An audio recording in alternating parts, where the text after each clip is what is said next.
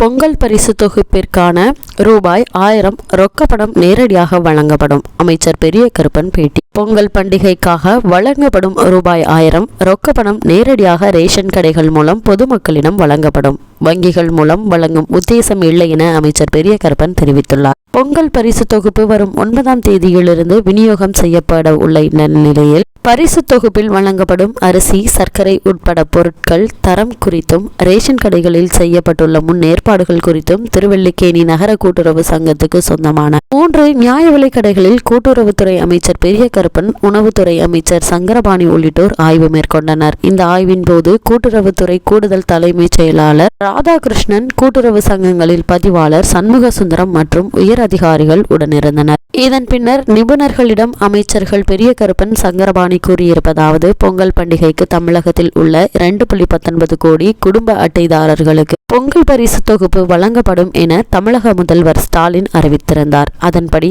அதை நிறைவேற்றும் பொறுப்பு உணவுத்துறைக்கும் கூட்டுறவுத்துறைக்கும் உள்ளது. அந்த வகையில் பொங்கல் பரிசு தொகுப்பு வழங்குவதில் மேற்கொள்ளப்பட்டு வரும் நடவடிக்கைகள் குறித்து நியாய விலைக் கடைகளுக்கு சென்று ஆய்வு மேற்கொண்டோம். பொங்கல் பண்டிகைக்கான தொகுப்புகளை முறையாக வழங்க வேண்டும், எவ்விதமான சிக்கலும் இருக்கக்கூடாது என்பதற்கான டோக்கன்கள் கடந்த 3ஆம் தேதி முதல் வழங்கப்பட்டு வருகிறது. வரும் 9ஆம் தேதி சென்னையில் முதல்வர் பொங்கல் பரிசு தொகுப்பு வழங்கும் நிகழ்ச்சியை தொடங்கி வைக்கிறார். பொங்கலுக்கான ரொக்கப்பணம் ரூபாய் 1000 நேரடியாக வழங்கப்படும். வங்கிகள் மூலமாக பணத்தை வழங்கும் உத்தேசம் இல்லை. பொங்கல் பரிசு தொகுப்பு குறைபாடுகள் இல்லாமல் விநியோகிக்கப்படும். அப்படி குறைபாடுகள் ஆதாரத்தோடு சுட்டிக்காட்டப்பட்டால் உரிய நடவடிக்கை எடுக்கப்படும். ரேஷன் கடைகளில் காலி பணியிடங்களை நிரப்புவதற்கான நேர்காணல் நடந்து வருகிறது. தமிழகத்தில் ராகி பைலட் முறையில் தர்மபுரி, நீலகிரி முன்னோடியாக செயல்படுத்தலாம் என அறிவித்திருந்தோம். கொள்முதல் செய்யப்பட்ட பிறகு அரிசிக்கு பதிலாக 2 மாவட்டங்களில் 2 கிலோ ராகி வழங்கப்படும். இவ்வாறு அவர் தெரிவித்துள்ளனர்.